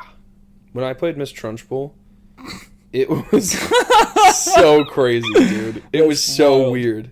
I'm trying to Crazy Pool? Yeah, I'm trying to think of characters that I played that are nothing like myself. I played Tumnus in Narnia one time. Oh, that's right. Yeah. That was weird. Yeah, that's got to be nothing like you as a centaur. Well, he was like timid and terrified all the time. Yeah, it's just like Minotaur, centaur. He's got goat legs. Just nothing Freak. like me. My legs are a little hairy though. But yeah, it was a crazy character. They had me in like a gold jumpsuit. So like I had the goat legs, and then up here they had me in like gold spandex. Like what was the genie costume like? It was blue. Oh my gosh. Looking back on it, the genie costume is the most comfortable costume I've ever been in. Really? Because it was like blue, just baggy sweatpants. Oh, that's and nice. like the blue shirt was like it was just this soft felt. It felt Yeah. like do you know like Juicy Couture? Have you heard of that Juicy that Couture, brand? yeah. So it felt like a Juicy Couture jumpsuit. I think is the best okay. way to describe Yeah, that. yeah, My yeah. mom bought me an orange one when I was really young, and she tried to get me to wear it, I but need a picture of that. I don't know. Mom could maybe Mom, find please one. hit me up. But I never wore it for some reason. I think I was just being a little kid, and I was like, Yeah. I don't want to wear it. But once I put that on, I was like, oh, this is like a Juicy Couture fit, and like, Yeah. it felt like I could literally sleep in it. Yeah. It felt like pajamas. Those costumes are the best. It's the best. And then, Especially when you play a character that does no changes or stuff. It's just like chill. do you have a worst costume experience? Because I have a story to tell you. If you have a worst costume experience. You go first. Okay, well, it's traumatizing. So, Okay. 7th grade, 7th grade. I It was happens trying to all the time avoid on it. this podcast. So It happens. 6-7 comes up on this podcast Bro. at least once an episode. that's so annoying, though. It is, But it's their at words. this point it's They're ironic. words. So who cares? I was in 7th grade. Words. It was 6-7 is not a slur, guys. We're not. The Reluctant Dragon is Disney, right? The movie, The Reluctant Dragon. Never seen it. I don't know. Well, it's a play. So they basically, it's own this, everything. it's this farm town. Kid finds a dragon in a like cave, right? I played the dragon. Nice. And this dragon was like the costume was like those of the Lion King on Broadway, where they have the head above your head and like you move like this and like you move your entire upper torso Yeah. to move the Are dragon. we in like a black suit? I was in dragon pants, big puffy Okay. pants with massive. It kind of looked like almost like obnoxious football pads around your Okay, thighs. yeah. And then I had massive clown shoes as feet. It was the costume took about 20 minutes to get on and off because Yeah. it was such a process. There was this kid who was the stage manager of the show. I'll never forget his name. His name was Alex Oswald. I'm pretty sure he went to jail once Okay. after this happened. Not because of the situation, but because Not of because other of the bad things that he dragon did. thing, yeah. He gave me, not a monster, but the equivalent of one of those. He gave me a rock star before Illegal the stuff. final show. Yeah. Actually, no, what happened, there's lore to it. He would drink a rock star before every show. How old were you at the time? I was 7th grade, 12, 11, Okay. 10, 11. Alex was like 16. He was a Yeah, cool kid. he was cool. He was cool. He had his driver's license. Yeah. And like he had his could learner's he could permit. stop and get his rock star before the show. Yeah. And he was on the headset. Yeah, He was calling the shots, He right? had his keys dangling. Yeah. He had the lanyard. Yeah, yeah, He had the yeah, lanyard. yeah. You know what I'm talking about. Yeah. Khaki shorts. Yeah. Ripped. We had a flow stoner and then skinny. Stoner skinny. Okay. Like was frail. Yeah. He definitely did bad things. Anywho, not that that's bad. Anywho, story. I digress. He is drinking a rock star before every show, and I'm like talking to him about it before, and I'm like, I've never had a rock star. Yeah. I really want to try one. The very last show, he pulls up. He's got the bag from the gas station. 2 rock stars in it. One for him, one for me. And I'm like, dude, You cheers him and then you let's, kiss. let's go. Everything has to just My be a Wattpad little sussy with you. I crack it and Oh, you I crack it and it sounds like. throttle it. I chug that John. Like it's just like that. You got a little on your pants there. It says that's monster. Don't ask me to come and lick it off. Your idea, not mine. I chug it, go on stage, first half of the show, it's great. We reach intermission, and I'm like, ooh, I don't feel so good. This is 15 minutes into intermission. They call places for Act 2. I don't go on right away in Act 2, I think, if I remember correctly. Mm-hmm. So I run up to the costume lady in the back, and I'm like, hey, I gotta go to the bathroom really bad. Like, is there any way we can get this thing off and I can pee real quick before the end of the show? And she's like, no, this costume is like, it takes 20 minutes to get on and off. You just wasted intermission. You could have done it like 15 minutes ago. And I was like, I'm cooked. Final show, mind you. We go out on stage and we reach a point like hope I halfway don't know where through this halfway is through going. the second act where I'm on stage for the rest of the show. I don't come off, I think. There's like a one big final fight or whatever. And I couldn't hold it in any longer, man. I just pissed my pants on stage. I peed and I felt it go down one leg, you know? And thankfully the big like padded portions of like the dino pants or the dragon pants, like they soaked most of it up, and none of it like got on the stage. I had so much cloth on me that it just soaked it all up. It was crazy. It was honestly probably the perfect storm to pee Rockstar into a monster or a Rockstar into a costume. Yeah. But I get off the stage. I go up to the costuming lady and I said, "You're gonna want to burn this costume." It's like I just peed my pants on stage. And then after the show, I vividly remember my 11-year-olds. I had to have been 11, if not 10, maybe. I'm going up to people like in the lobby after I had changed out of the costume and like come out. I'm like, "You guys don't know it, but I peed my pants on stage at the end of the show and kept going." And everyone's like, "Broadway, here I come." Everyone's just standing there. Jesus. Oh. Yeah, it was bad. It was really bad. Poor baby. So I told my mom and dad that, and they were like, "Hey, good job for continuing to go." Fun fact, one time my brother was on stage during like, he was ensemble for something, and he was in the show. And no, this is the best part. Okay. He's supposed to stay on stage. Like he's playing like a little kid, like a young like child of, I don't know. I think it might have been like Christmas Carol or something. He just walks off stage. And my mom and dad are like, my mom was in the audience. I think my dad was in the show, and I think I was on stage too at the time. My mom just sees him go off and she's like, "Where is he going?" And then he comes back out like 3 minutes later. And he just picks right up, but he didn't have any lines or anything, but he just knew he had to go. That's a professional, and this was like dude. 6-7 years old. Oh my gosh, I did it again. 7 years old. It's just he's really. I'm just trying to describe him. He's very, very young. Yeah, and he just handled it like a champ. And guess what? He added dynamics to the scene. Yeah, 100%. Oh my God, they have that kid going in and out. Yeah, because maybe he has to go do something. Yeah, maybe he has to go get like. There was a motivation, but behind it, you know. What about you? Do you have like? What's the wildest theater story you have? Like, you've got to have something crazy, right? Aside from the exoneration or whatever the heck happened with your Newsies paper guy. Oh, yeah. There was a... Most of mine are rehearsals, because I was very locked in performances and stuff. But there was a moment in which I was playing the character Miss Trunchbull. No, I've got a better one. I was an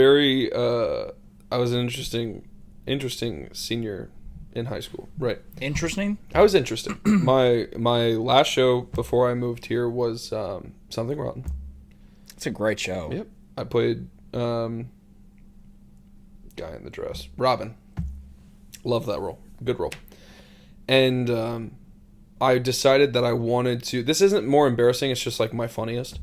I decided that I wanted to make the entire cast break one last time. And so... During a show? During a show. You were that guy? Yeah, come on. I was funny. Yeah, it's so funny to like almost ruin the show. Yeah. Okay, it's Something Rotten, and it's a comedy scene. Yeah, okay? Yeah, so it was okay. Yeah. And I'm 18. Everyone else around me, 30, 40. Okay. Oh, this is I'm trying to production. make them break. Okay. Right. I'm trying to make them break. I'm the youngest person in the cast. Yeah. That's my job, I feel like. You put me in a dress, I'm going to make you laugh. Yeah, you got to mess around. Point, you know? I have a scene. The character is explicitly but not said to be gay. Right?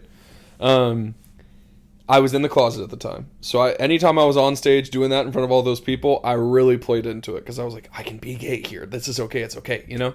I had a line where, God, I forget the context. They're talking about something, and Robin has a little one-liner that's like a zinger, right?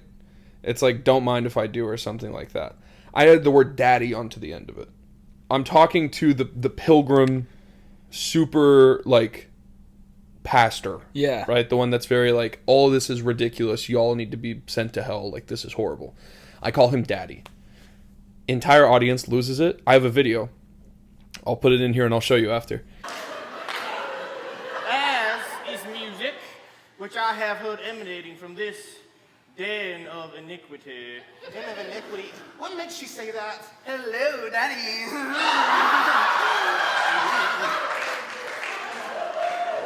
As if theater wasn't heinous enough, you've now added music.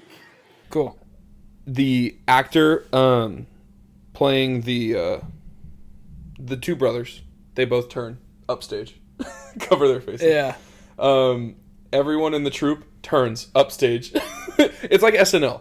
Yeah. Everyone turned and looked at the back wall. You have to. That's funny. We paused for like 30 seconds. Holy the guy crap. playing the pilgrim, I don't know how, but he stayed locked in. Wow. He was the only one. Everyone so else good. turned upstage. So I was gonna say, like, some people really don't like those people that do stuff on the last show. Yeah. Like, we had like this lore that at my high school that the seniors would do something stupid in the final show. Yeah. And I made it my mission, like my senior year, the final show I was playing Jean Valjean and Les Mis. There's not much wiggle room in that You can't musical really be stupid with that. to do that, except for my high school best friend Alex Strofe at the Shout time. out. He not Alex Oswald. This is not Rockstar guy. Right. This is cool Alex. Yeah. He was Thenardier. Mm-hmm. So he was screwing around the entire Yeah, run. the whole time. Yeah, like he was just adding things Yeah. and being absolutely crazy. I forget what he did, but I think he did something in the final show to like really just like ruffle some feathers. But some people don't like that. Like there were some of like the uptight people. They'd be like, "Why would you do that? It's your." Well, I've told the story before on the podcast, but that same performance, that was not the only thing I added in. Didn't you get more and more drunk I for did. something? I got really drunk in a scene. And I also was throwing up middle fingers in some of the more argumentative scenes. They were so upset. The thing with me, though, is every single role that I played, I was always typecast. Either funny, fat, guy with an accent, guy in a dress. Right? You cast me to be funny, I'm going to be funny. Yeah. We're in a community theater production. Mm-hmm. I'm gonna trip people up. I'm gonna say funny things. I come from an improv comedy background. Yeah. That's what I'm gonna do, right? And Miss Trunchbull changed every single time. You know? And the thing is I guess I didn't take theater as seriously. I know you took it pretty seriously. You were pretty locked Depending in. on the You role. take many things pretty seriously. Depending on the role. You have an intense personality, which I really do appreciate. Sometimes I'll be talking to you and you're like, this is how it, and I'm like, oh Yeah. shit, we're locking in. Okay. Well, that was how I was holding you accountable for the podcast. But now we're chill, dude. Anywho, Oh, sorry. you got a tattoo? Yeah. A little sunshine. Here comes the sun. I spent 12 hours in Las Vegas with my mom and my sister, and we you got it there. did everything Las Vegas coded that we could in those 12 hours. How much money did you lose gambling? I gained $425. You made money? Yeah. On what? What? Like slots? Roulette. Okay, so like the red or black? Mhm. So that's 50-50, right? Yeah, okay. I've always wanted to try. I sports bet and I suck. So That's okay. World Cup final ruined me. We should go to the Tampa one or whatever sometime. I'd like to. Yeah. The thing that saved me, though, I realized I'm extremely prone to a gambling addiction from those 12 hours. Yeah. I had my best friend standing right behind me. I got so in roulette, there's like this, you can put it on like the green 00 or the green O. Uh-huh. And if you hit that, it's like a 50-50 shot that you get that specifically. Everything else, you're more than likely to get whatever color you picked and number. If you get that specifically, it's $150 immediately. I got that. My best friend said, cash out. Yep. You're good. 100%. We cashed out, when you're went upstairs. up, you get out. I did something else. Okay, so we after our first night, the only the day that we spent there, we went to sleep. I woke up in the middle of the night, did something else that I really wanted to do in Las Vegas, and then I went downstairs to the casino. It was like 5 a.m. around this point, right? That's crazy, dude. And It just doesn't sleep. I had the itch, and I was like, I want to go back to that roulette table. It was like an addiction thing, right? Is it open at 5 a.m.? It's 24 hours. Oh my gosh, I can't go to Vegas. It's in the hotel lobby. Oh, I can't go to Vegas. I go downstairs. I go. Oh. We need to go, and we need to spend one day, one night, and then leave. That's how you got to do it. That's what we did. I go to the casino, 5 a.m. No one in the casino. Okay, they're all going upstairs to go to bed because they've been partying all night, right? I sit down at the roulette table. I think I pulled out $40. $40. Put $40, and I was like, you know what would be crazy? Is if I hit the 00 again. Yeah. Put it on 00, win $150. And did you walk away, or did you keep going? Nope. I took that $150. Put on red. I gambled it. I kept losing. I got down to $8. I put all $8 on 00. Got $150. Cashed out. Left. There you go. Yeah. So how does the 00 work? Like, is there only... You're talking about the spinny thing with the ball, roulette is the right? spinny thing with the red and black numbers. Uh-huh. And then it's like... How do I explain it? I'd have to see a picture of it, probably. You know what I'm talking about. Yeah, the thing I know that spins in yeah, the ball that like it lands in one of the things, right? It's got all those checkered numbers with the red and black. On one side, there's just one single tile that is a green 0. On the other side, there's one single tile that's a 00. Uh-huh. It is very unlikely that you get those. That the ball lands on one of those. So they're super tiny. Yeah. And you're telling me that the Super ball tiny. could land anywhere, and it landed in the Directly 00. on them. Twice. Wow. Well, 3 times. So you hit it 3 times. Once with your friend, and then once when you went in secret behind your 5 family's a.m. back, risking your family's fortune. Sure. Our fortune of $150. Yeah. Lost it all. Got it all back. Cashed out. Went upstairs. That's sweet. Yeah. And you used that $150 to buy this chair. I No, did. this chair was on the side of the road. road, dude. I used that $150 to enjoy my vacation with my family. Yeah. Yeah. Did you, while you were out west, Mhm. you're a South Carolina boy, what is your opinion on In-N-Out? In-N-Out. Did you I get love it? In-N-Out. You got it? I love In-N-Out. Yeah. This trip was not my first time having it. I have been out west before. Okay. I do love In-N-Out. It's good. The In-N-Out that was just recently built in Las Vegas, that is known as the world's largest In-N-Out. Oh, I didn't know that was a Horrible. thing. Oh, really? It's bad? Well, that's They're what making happens it for a lot of people. when you make it. Yeah, when you're making things in bulk, when there's a ton of people, when it's super busy. I've noticed that the McDonald's here on Disney property also pretty bad because it's always busy, and it's also like the prices are stupid there. You're getting pulled to the side every single time that you're there. They'll bring it to you. That's interesting. They're very interesting about their drive time, but The key is to get the the burger is like you got to get the double cheeseburger and then I get a double. They sell like 3 things. Okay. order. They sell that's true, that's burgers true. and fries, and soda. That's it.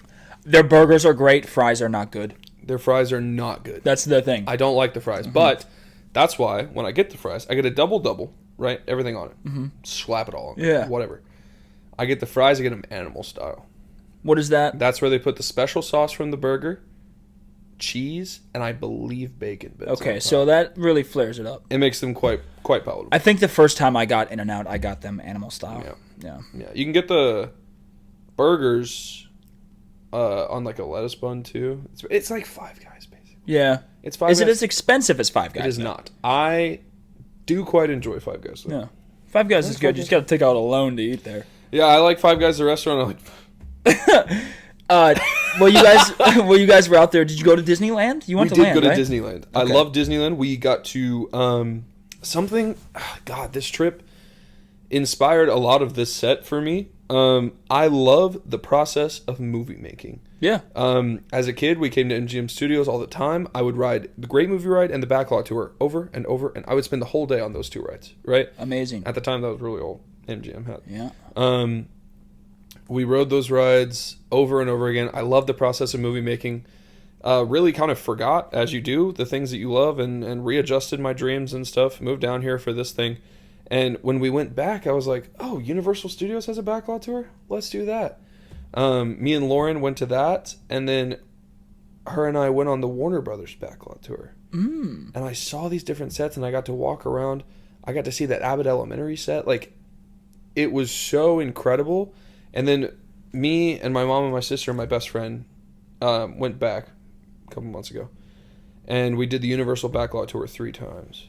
And you said the Odyssey ship was there. The Odyssey right? ship was there. And It you was said incredible. it was massive. Massive, yeah. dude. I Full watched the Odyssey. What is today? June 30th. It's a Thursday. I watched the Odyssey yesterday. I did too. What time? Oh, you went to the late one. 10:15. That's funny. Yeah. So I watched the Odyssey yesterday, and when In I was Dolby? watching it, for Yeah. the third time, I really tried Good to seats. focus in on how like small the people looked on the biggest ship. Yeah. And I was like, man, that ship probably is It's real, pretty dude. big in person. Yeah. It's a giant ship. Did they let you go near Which it or row on did it? you sit or- in Dolby? I was E16. I was in E. I might have been an F. I lied. I was not seat 16. You could have just kept it as E. Sorry. Let me have that cool moment, but whatever. You had good seats though. Good seats. E is pretty close. Torrin and I's favorite spot. E and to watch F. movies. E and F. Yeah. It's one of those. Uh, Did you with the backlot tour at Universal? Did they let you get onto the ship or like any of the big so the sets? backlot that can you tour, walk think on? of it like the backlot tour from old MGM where it's the tram and you stay on the tram. Oh, okay. So, Okay. the tram and you stay on the tram. But with the Warner Brothers backlot tour we got to get off. We got to take pictures. It was very interesting. I realized that Universal Hollywood has a VIP backlot tour that I will be doing the next time I go, where you do get out, you get to walk around, you get to see the things. Shoot. Their Halloween Horror Nights, they use portions of their backlot Really? for the event. So that's another way to get access to the backlot. I'm gonna need to do some research because I've got March of next year. We're doing a Disneyland trip. Disneyland is a beautiful place. Disneyland I love and it so much, dude. I'd never been until 2023. I went with my ex-boyfriend. It was beautiful. yeah. Beautiful. Yeah, I really want to go back. I went in 24, and I had woke up in Mexico, flew from Mexico to San Diego, drove from San Diego to Disneyland, got to Disneyland at 5 p.m., went right to Indiana Jones, did whatever we could in Disneyland, bounced over to California Adventure, closed California Adventure till 10, went back to Disneyland till midnight. It was the longest day of my life, but Yeah. I was so rushed. I just want a full day at each park. Yeah. So it is, bad. It is. Is that your only experience with It's the the only parks? time I've ever been. Dude, it is quality over quantity. And I don't say that the parks in Florida are quantity over quality, but when we have so much and it's also spread out, it's hard to. It is a concentrate. Ours is diluted in a neutral way, not in a negative way. Theirs is, it's the concentrate. It's all there, and there's so much. I can't even explain it. It's Yeah. just like there. I know dude. what you mean. I mean, I You experienced can it. tell. The Cars Land at night is my favorite land in probably any Disney park in Yeah. North America. One time when we went, we were walking in. I don't know if you know this, but you do now. I think sun starts going down every single night. They do the thing. They do the thing, mm-hmm. And we saw it organically. Oh, really? Walking down the street, everyone at the same time pulled their phones out, and we were like, "What the?" And then all the like show sounds turned off, and it started playing that song, and they started coming on one by one. I want to be there for that. What the? So cool.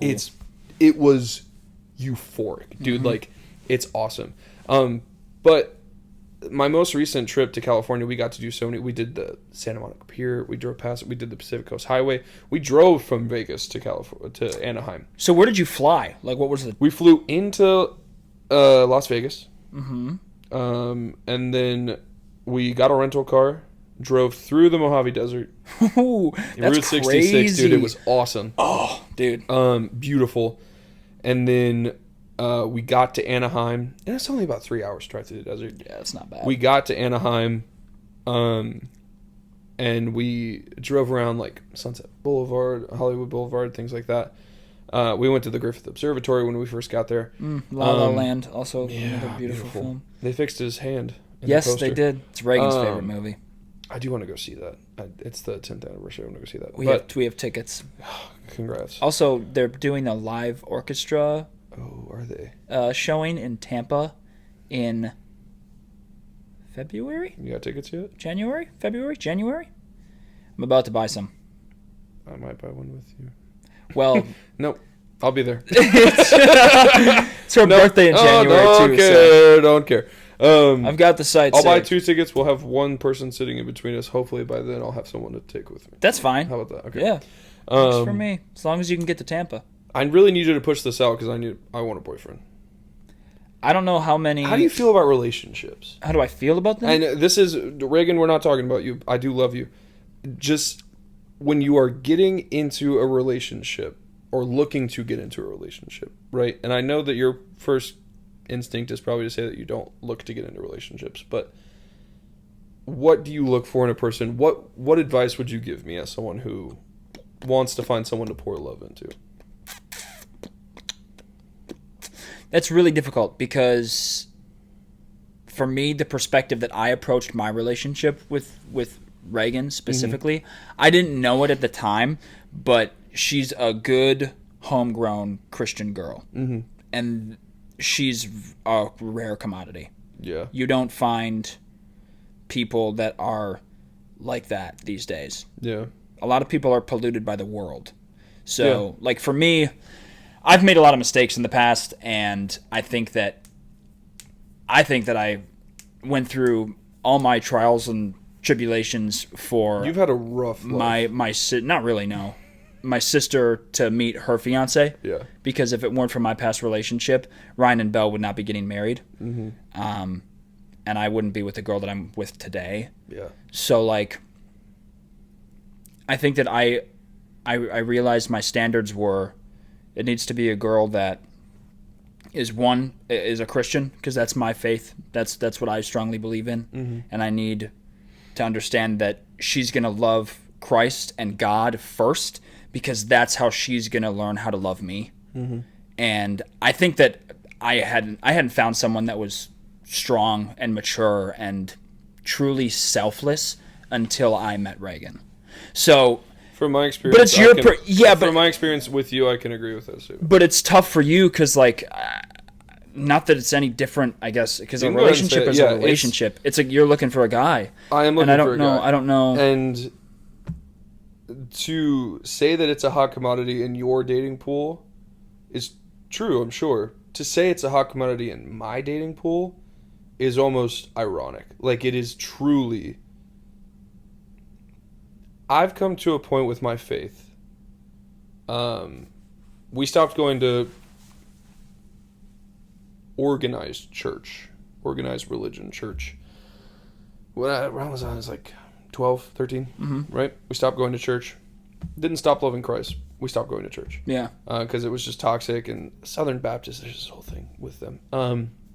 We stopped going to church, and we just stopped kind of hammering it into ourselves, devotion and stuff like that. And I didn't come back to it until 2024 when I lived here. I had a friend that kind of reintroduced me to all of it and stuff. I've taken this approach to it that I think a lot of people are slowly starting to adapt to themselves. Using that faith as a way to guide your life, right? Because that's what it's for. The Bible sits on my nightstand every single night, and I read a passage of it before I go to sleep. Recently, we read and studied, Reagan and I sat down and read the Sermon on the Mount. Yeah. And it's literally a reflection of how we look at ourselves and realize that we are not perfect. It's a self-help and there's book. no possible way for us to withhold and uphold this standard that Jesus Christ lived by. Yeah. So it's showing us, love your neighbor. Like, take the plank out of your eye before you remove the twig from your neighbor's eye. Yeah. Like, Can I ask you a religious theological question? Yeah. That I've been workshopping with a lot of friends. Heaven and hell, what do you think? If there's a heaven, there's a hell. Yeah. So yeah. Okay. I've listened to Jordan Peterson a lot. You know Jordan Peterson? No. He got a lot of hate because he was kicked out of Harvard or some like Ivy League school because he refused to use certain people's pronouns. Okay. So he's a very polarizing figure. But extremely intelligent man. You can't take that away from him. And I've listened to a lot of the stuff that he talks about. And one of his points is that he thinks that there's a possibility that you could literally be living in a hell on earth. If you become such a evil human being, you could be stuck in, like if you look at people that their lives have been ruined by a broken family or substance abuse or that they're homeless, they're living on the street and they can't get out of that hell. I feel like she dives deeper into it, but he kind of explains that maybe there's a chance that there's a possibility for hell on earth, which is a very interesting take. That's my opinion. But I don't know. I think this is hell. Yeah, I think this is hell and we all go to heaven. I think that there's, but it's scary though. It's terrifying because terrifying. In the Sermon on the Mount, one of the things that we read is the pathway to heaven is very, very small, and it's like you gotta. It's hard. I just don't. It's hard. It's terrifying. It's the scariest. I don't know. I forget what the exact line is, but it's the Reagan literally said when we were reading it, she was like, "This is probably the scariest line in the Bible." Yeah. I was like, yeah, it is. It's scary. I do. I don't know. I don't think I could say anything that would ever like ruin our friendship, but I do disagree on that. I think everyone gets to heaven, and the decisions you made, like even the most evil person will get to heaven. But I think their decisions on earth and the things that they had to go through, they have to reckon with and they have to deal with for the rest of their afterlife. And that is what makes it hell. I have a story from a guy that my family once knew. His name was Jerry Lesperance, and he was kind of like early 2000s goth. That's the best way to describe him. He was involved in theater. He was a scare actor at Terror on the Fox. This little pullback from the haunted house that I went in. And he was pumped because he knew that I was coming, because we did community theater together at the time. And he knew that I was going to go that night. Yeah. Never made it through the house. Never got to him. Anywho, Jerry was the sweetest big bear that you would ever meet. He was this big burly guy, pretty thick, dark hair, dark personality, loved Metallica, loved raunchy comic books, cursed like a sailor. When I was in 6th grade, he made a point to me that the F word is the best word in the English dictionary, and he was like, "You need to use it." Yeah. But he met my family and my mom and my dad and my sister and Bing and my brother through community theater, and I would watch him with my sister, who was probably 8 or 9 at the time. He would melt, and he would turn into this soft, lovable, just the kindest guy. Yeah. Like you would see him get down and on his knees, and he'd crouch down and talk to her. He'd talk to her before shows. He'd take pictures with her. He'd give her a fist bump. He was, it was just polar opposites. Seeing him interact with certain people, and then seeing him interact with me and my sister. Yeah.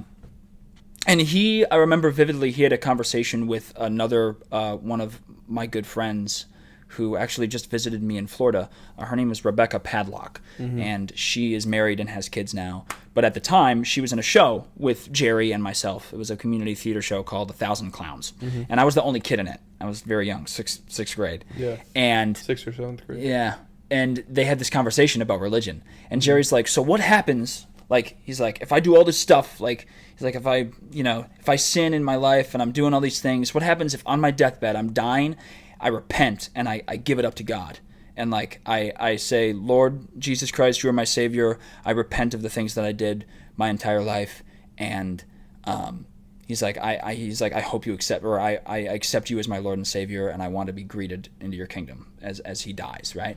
And I don't remember Rebecca's exact response to that. But Jerry ended up taking his life, like maybe like two years or a year. No, it was more than 2 years. It was probably like 4 or 5 years after that. And I hope he's in heaven. Yeah. So. Do you think he asked that for a reason? I don't know. Yeah. Yeah. Yeah. But he was one of the nicest guys that I've ever met, and my sister can attest to it. So, yeah. Not your typical good Christian dude. No, yeah. Yeah. He's nice. That was beautiful. Yes. Thank you for telling that story. Yeah, it's scary, and I don't know. Yeah. Second guess. But we loved him, and he loved people. Yeah. And I love him to this day. Yeah. So. I think there's a version of the faith that we have to almost uncover. I think there was a colonization of it in a way where we changed things and someone changed things and altered things and adjusted the true word of God and made it into the word that they want everyone to follow, you know?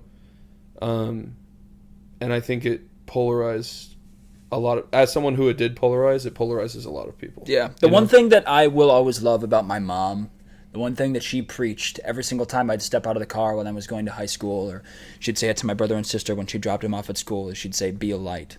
Yeah. Like, just be a vibrant light. Yeah. And love. Yeah. That's the thing with Christianity. Christians get bad raps because they don't love. That's the whole point. A lot of Christians are hypocritical. That is the whole point. And it sucks because we're judged on certain people that practice the religion when it's not. That's not what it's about, man. They're looking at Joel Osteen and they're looking at these that's mega not what churches it's and about. things. Yeah. It's about loving your neighbor. Yeah. I don't care who you are. I don't care what your past is. You're never too late to be loved. You're never too late. It's like the prodigal son. You're never too late to be welcomed into someone's arms. Yeah. Yeah. Where did we go? Anyways, where did we go? That's crazy. Were we just talking about Halloween Horror Nights and Jack the Ripper or something? Like, Jack what is? The clown. Anywho. Oh, the sinners, hell. Yeah, dude. Also, when did that come out? Last year? That one, did it win Best Picture? It did. Movie. So good. Did it? So good. Or I don't think it won Best Picture, but Michael B. Jordan won Best Actor in a lead role. Yeah. That was brilliant. That movie is unbelievable. And if I wasn't terrified of haunted houses, I'd definitely go on that one. But I know that one's going to be so scary. It's going to be good. It's going to be terrifying. Yeah. Anywho, I love you, and I'm so proud of you, dude. Thank you. This is what it's all about. Thank you for coming back. Yeah, thank you for having me. Yeah. You don't have to answer this, but do you have an end goal? Like, how long do you just want to keep doing this, or like when are you gonna tell yourself? Like, for me, I knew I needed to stop vlogging because I was burnt out. Are you just gonna keep grinding? Right now, like, where are you at? This podcast is a passion project, and it fuels itself. Yeah. It fills my cup, and so it's not work for me right now. I think the second it becomes work, I'll have to reassess, reconsider, and reassess. The team will make a difference, though. I don't think it will become work for quite a long time. Yeah. My goal with season 2, I want as many episodes that can be on this set, and I want this to grow the audience, so that I can pay people what they're worth. Every single one of my employees has a clause in their contract that they will. You have contracts with people? Yeah, dude. That's crazy. I'm serious. Because of this, they all get a percentage of the profits that this show makes while they're my employee. That's awesome. Everyone gets 10%. So it's a percentage. That's great. They get 10%. I right now have Katie. Yeah, I have 4 employees. I also get 10%.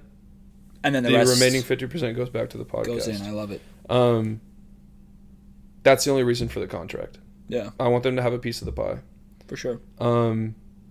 That's the only reason I want this podcast to grow in the amount of people that watch it. I've said before, I don't care if you watch this show. I'm making it for me. To have a log of people that I find incredibly intriguing and interesting, and to be able to look back on it.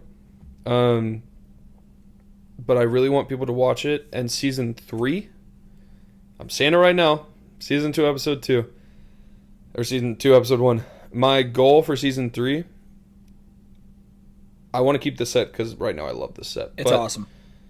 I want to film episodes in small businesses. I want to have an audience that I can put on to these things.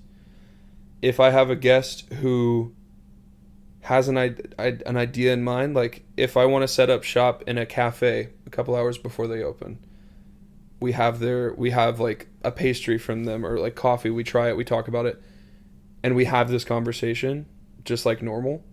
Antique shops, different places that still fit the vibe of the podcast, but in a way where I can highlight a small business, highlight an entrepreneur, highlight if the guest that I'm having on has a business that they want to promote, whatever they're passionate about, something like that. That's what I want for season 3. But season 2 has to build that audience for me to be able to do that. Yeah. Right. Someone's at the door. Doorbell. What time is it?